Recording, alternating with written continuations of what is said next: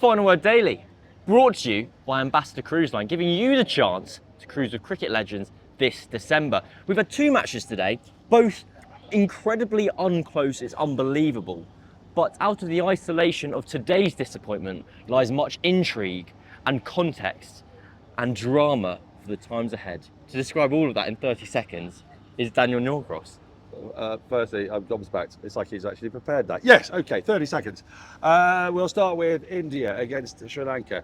They've absolutely pummeled them. They've played with joy in their hearts. They produced a fielding display for the ages. They started with a magnificent opening partnership between the old firm of Shafali Verma and Smriti Mandhana, and then Harmanpreet Kaur with the fastest T20 International 50 of her entire career, put the tin lid on an absolutely magnificent performance to give them a vastly massive boost to their net run rate. And you know what? Something very, very similar happened in the first game when South Africa got off to a really good start. Tasmin Brits and Laura Wolfart, yeah, you heard of them. Yes, it's their old firm too. They got off to a great start. Then they lost a couple of wickets. Then they smashed the whole load of the back end. Marizanne Cat was superb, and Scotland just, well, they're not professionals, are they? Poor things. There's not enough of them, and so they didn't really stand a chance. Two huge wins for the sides batting first. Net run rate is coming into it, and it's making for a whole bunch of scenarios that Cameron is clearly very excited about. And if that's 30 seconds, then I'm Joseph Goebbels. Yeah, and famously, you're not. I really am not Joseph Not optically, Goebbels. maybe a spiritual I'm saying kindred. I'm not a spiritual Joseph Goebbels. Right. My first question of the day, where's this India been? They've came out with intent. They've said before this match that they had considered net run rate against Pakistan, but they kind of wanted to get the win on the board first. I think my initial question to you is, have you ever had kind of geopolitics hinder your pursuit of a quick victory before? Is that what's gone on here? Like, India were nowhere against New Zealand, suffered this massive thrashing, played completely bizarrely against Pakistan, and then now finally with their kind of backs up against the wall, they've had to come out, win and win big, and that's exactly what they've done. Yeah, I mean, I suppose part of it is that Sri Lanka didn't play very well. I mean, they've been a really disappointing outfit throughout this tournament, haven't they? Atapatu looks angry. She does look angry, and it's because we all got our hopes up, because they won that series in England, and because they won the Asian Cup, and because they're a team on the rise. But T20 is a remorseless beast, and when things go a little bit wrong, you can get into a sort of cycle of things going wrong. But I think the other part of it is that India just realised that they had to do stuff about it. You know, it wouldn't have just been us that was saying, what on earth was that display against Pakistan? Because in many ways, that was the worst one than against New Zealand. Anything can happen in a one-off game. Yeah. New Zealand did, you know, we've discovered you bat first here, it seems to give you quite an advantage. And New Zealand scored 160 runs in their innings, put a huge amount of pressure on India's batters, and they didn't perform in that game. That can happen in a T20 game, the very best teams it can happen to. It was what they did against Pakistan that was so timorous when faced with such a tiny target. And I think the criticism of that, it's not that they're going, oh yeah, maybe the critics are right. I think it might have just been, look, we've just got to show them, because we've left so much out there in the first two games that they couldn't die wandering. And Smriti Mandhana and Shafali Verma, that's a fella, and Harmanpreet Kaur, 18 fours, 2 sixes, they're getting a boundary and over. We're not seeing numbers like that across this tournament. And as I say, part of that is because Sri Lanka's bowling wasn't fantastic, but India just went for it. And you've got to kind of go for it. You've got to attack in T20 cricket, especially in tournament cricket. And I think they were just put in a position for which they didn't have an option. And by not having an option, that helped. And I've got to say, I don't think controversially, that having Smriti Mandhana captain in the field, because Harmanpreet Kaur didn't come out, might be an altogether nicer experience for people. Is this just a part of a wider campaign, Daniel? Where does this come from? Why do you want Mandhana so much? What's happening? Well, I just like the way she captains. I like the attacking nature. I like the slip that's in place. I like the fact that everybody's absolutely brimming with joy and bonhomie and camaraderie, and they all look like they're having fun. And that could be, as it pointed out to me in the lift, because it's got quite a lot of runs on the board. Yeah. That's going to help your mood. So, I do grant you that. But I just felt that they were a team transformed today. So to give you a bit of a flavour of the match, Mandhana and Shafali Verma got off to a flying start. I think they had 51 for none after 6 or 7 overs. Shafali Verma became the youngest player to ever reach 2,000 T20I runs. And I normally find those stats quite dull. But she's beaten the record by 3 years. It's not bad, is it? She's 20. The next 3 people on the list are all like different variations of 23. A remarkable achievement. She's played so much cricket. She's kind of like the Sam Curran of the women's game, where you go like, so young and inexperienced. Wrong. She's played so much of the sport. Sri Lanka then get 2 and 2. They get both openers in kind of back-to-back deliveries. Mandana's run out, and then Verma falls the next ball, and you go, this could be the moment that Sri Lanka kind of pull it back, and we could still have a game. There was a moment of it was kind of getting pulled back, and then Dilhari dropped Rodriguez on the boundary, and it was like, and then Harmanpreet Kaur got away, and they kind of finished. It was weird.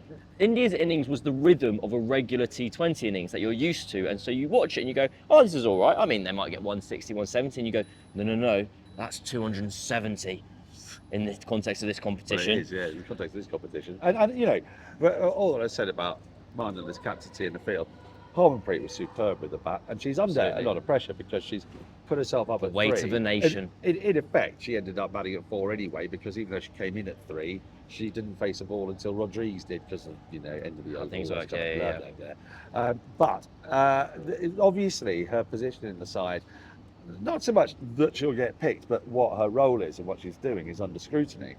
And no one wants that, especially when you're a veteran and a brilliant player like Harmanpreet. So her response today was superb, and it was to thrash the ball to all parts. She batted magnificently. And actually, it sort of needed that, because in order to get the big net run rate boost that they need to put real pressure on Pakistan and New Zealand, which will only actually come into it if they can beat Australia. If they don't beat Australia, then the chances are that the net run rate thing's going to be neither here nor there, but we'll come to that in a minute. But in order to do that, they needed to have a really quick, powerful end, because they also needed to force Sri Lanka to come out really hard a little bit earlier than they wanted to, which is what happened. And Harmanpreet managed to make that happen with that fabulous 50, and it also therefore meant that quick wickets were likely to fall, and they did, and Sri Lanka was 6 for 3, and that was the end of the chase. And it was, in that sense, as a contest, tedious. But for those of us who love watching cricket and are really enjoying being in a tournament, it was all full of weird stuff that we're talking about now. We've kind of touched on all of the remaining themes of the episode. I don't know, it's good. It foreshadows. Forecasts? Foreshadows. Why not? India, it was only yesterday where we stood outside Charge, and I was going like, I think Australia are going to pump them. They've shown nothing about why they should be in that same bracket as Australia. Today was the first time they've done that, which makes the match on Sunday, I believe, all the more tantalising. In Sharjah. Then, in terms of the net run rate swing, we're going to do a little bit of hopping across both matches here. So both matches today had very significant connotations for the group. So India's victory basically ties their net run rate level with Pakistan's. I didn't have the calculator on hand, so they might be because we're scarpered down it to sort things out. But let's just put it very simply: India are right back in the net run rate thingy, and you just wonder how much higher up they would have been if they'd had to go a bit faster against Pakistan. Correct. So you've now got Pakistan and India on the same wavelength there. You then hop across to South Africa, and South Africa's result today, one for the England fans watching and listening, is actually really, really significant, because it now means that both West Indies and South Africa have pumped Scotland, which means you've basically got a bonus point win.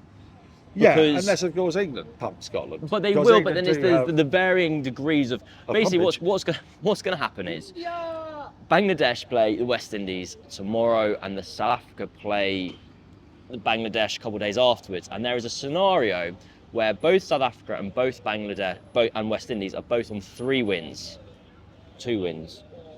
Basically, struggling with this, I'm really struggling with this. What the scenario is? I'm so close though, Daniel. I'll give you the scenario. Can I try it again? I'm not going to try again. I'm just going to finish my thought. Basically, there is a very real world where the West Indies and England play each other next week, and it's effectively a knockout game for England.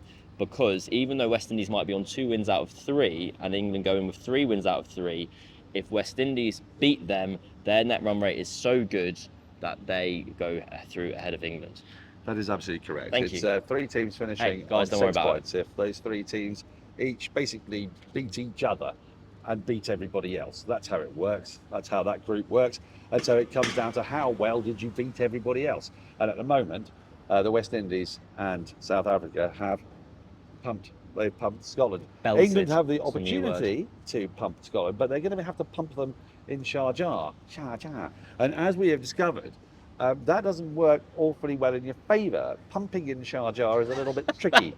For all sorts of reasons, not just because it's a dry emirate, but also because I was wondering if you were going to take that low-hanging fruit, and you did. I haven't exactly run with it, but I've kind of, That's why you know. I've punned with it. We've made a point. We've stopped the podcast effectively to labour over the point. So We've laboured over the point, yes. So, and the reason being that scores tend to be more depressed in Sharjah, and so getting a large margin of victory is harder to do than it seems to be possible to do here in Dubai.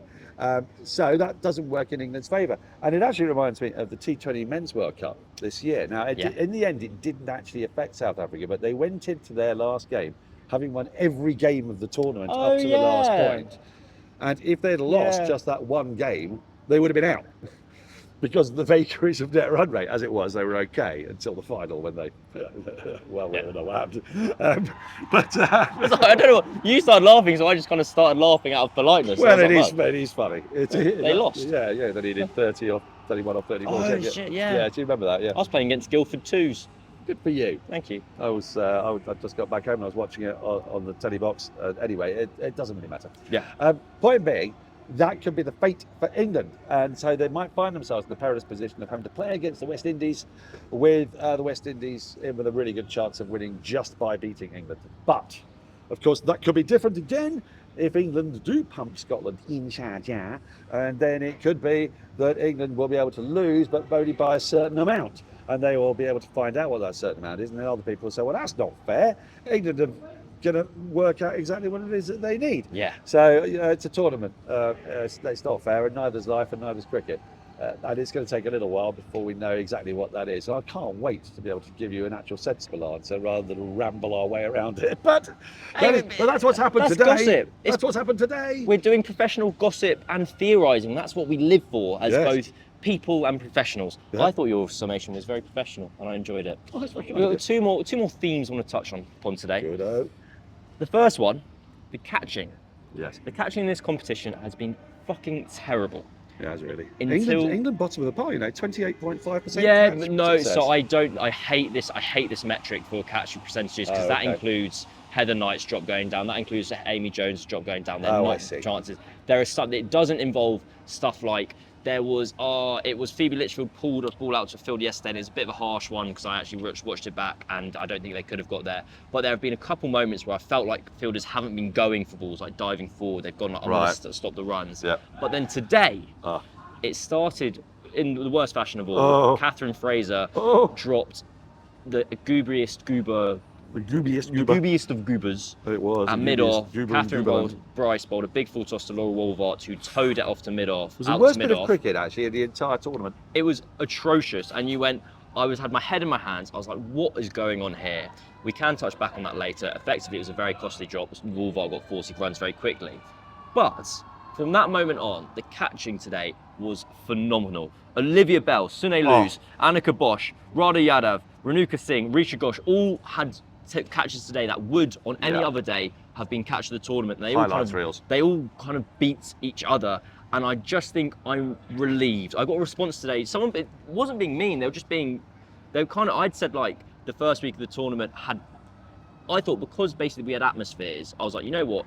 I'm happy I'm relieved that we have people in the grounds watching. Yeah, because I genuinely thought there'd be almost literally no one. Yes, that was my fear, and I went. First week fears have been assuaged, and they went. Mate, the fielding's been awful, and I went. It's been really upsetting me, but I kind of was giving it until the end of the group stage for the mean to reset itself, so it could regress to the mean.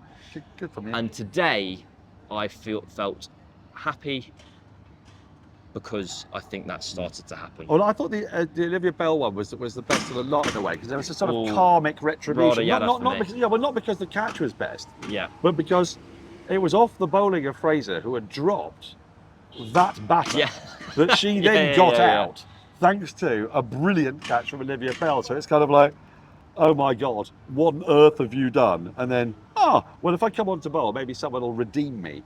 Now, they sort of did, albeit it took them quite a long time and a lot of runs, and it kind of cost them, it didn't cost them the game. South Africa would win that game. But did it cost them are lost by 80 odd runs. Are we about to be run over? I don't Getting think so. I think close. we've got a bit of a two-way road happening now, but I think we're fine. Okay. I think we're gonna. The last thing I want to say on it, I think you'll see a lot of conversations about the lights at Dubai, this whole like ring of fire idea. I genuinely, so if you look at the numbers of like catch percentages, I know I've said I hate that stat, but if you use it over a long period of time, I guess it says something. Catches have been going down that rate this tournament, which has never been seen in men's or women's competitions. It's not a case like if you compare this Women's World Cup to any other women's competition, like normally catch percentage is around like 75, 78%. This has been down at like 60.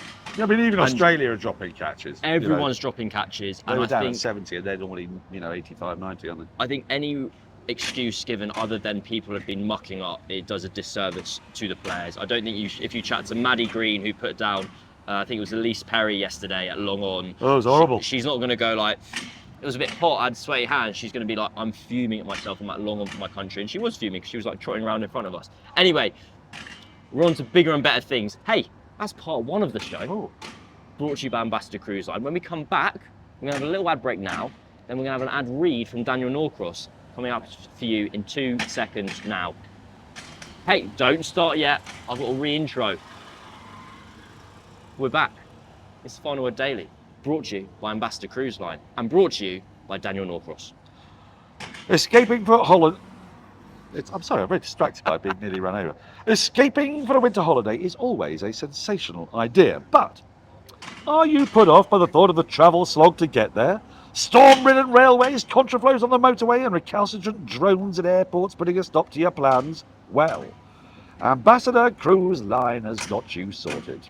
Not only will you visit the Netherlands, Belgium and France for a winter getaway, but on board an Ambassador ship, the travel is a huge part of the fun. Swap A-road tailbacks for Alex Tudor, Gatwick security delays for Gooch, junction closures for Jonathan Agnew, and replacements for master storyteller Henry Blofeld. Do you know what that is? That's called alliteration. Yeah, it is. That's very good. All this is at the ridiculously generous starting price of £559 per person, and that's before you get 10% off because you listen to us. It's so easy. Just visit ambassadorcruiseline.com and pop in final word 10 at checkout, and you'll be sailing away, beating the winter blues. It's in the show notes. Check it out. Ambassador Cruise Line, giving you the chance to cruise with cricket legends this December. Oh, I was trying to match it up with you. That's a shame. Ambassador Cruise Line, December, final word 10. Get involved. Hashtag Daniel Norcross in the notes underneath. He gives you 20 quid. He hasn't agreed to that yet, but we're going to talk about it. Hall of Fame. I was potentially going to give you a final topic to discuss rather than a moment. Yeah, I just want to get your thoughts and opinions on lack of close matches. We haven't had one yet. England, South Africa felt close. When is that a problem? And is it a problem now?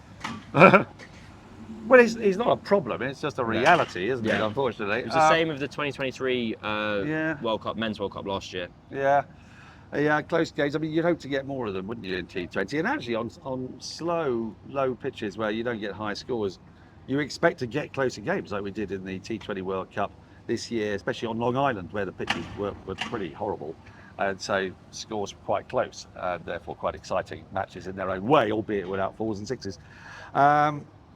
The best game in terms of closeness, probably England-South Africa, isn't it? And even there, you kind of felt, well, I know. I'm going to say that for 85%, 90% of that game, it could have gone either way. It was the Marizanne cap over that was skillfully handled by Nat Simmerbrand that changed it. And I suppose that makes a good game, doesn't it? We had a surprising game when New Zealand beat India. It wasn't close, but it was like shockwaves were sent around the tournament. It was a good game. I thought it was a great match. It was a great game. I don't know. It would be lovely to get a good tight game. I think commentators love it more than anybody else because we like to be energised by that sort of thing. So I don't know that it is that important, but it will be fun. I mean, today, let me say that South Africa-Scotland was tough. That was hard going because there was a brutal and hideous inevitability to that. Whereas in a strange kind of way, India's victory over Sri Lanka was a bit more lovely because just there was some spectacular catches in it, and I mean they were in the Scotland game as well, but these were like gasp aloud moments, and it's in the darkness, so you get that as a bit of that, and there was more atmosphere because there were Indian fans in. So There was you know, context in the yeah, drubbing. There was There was context a in the reason. drubbing. There was a match within a match Yeah. happening. There was resurrection and the light. I'm just going to give a really quick final word Hall of Fame to my catch of the day, which was Radha Yadav, on as a substitute for Harmanpreet Kaur. Oh, man, that Second was ball of good. the innings. Gunaratne sticks up. She's at backward point. The ball has gone so high. It's gone over her shoulder. She's pedaling. She's not pedaling backwards. She's running backwards. The ball's dropping over her left shoulder. She's Yeah. got cover running towards her. She has every reason, and probably was incredibly disorientated, staring up at like this pitch black sky with a white tornado dropping out of it, something like that. I don't know. Held on, amazing catch, and it was and like. Jimmy Rodriguez's reaction.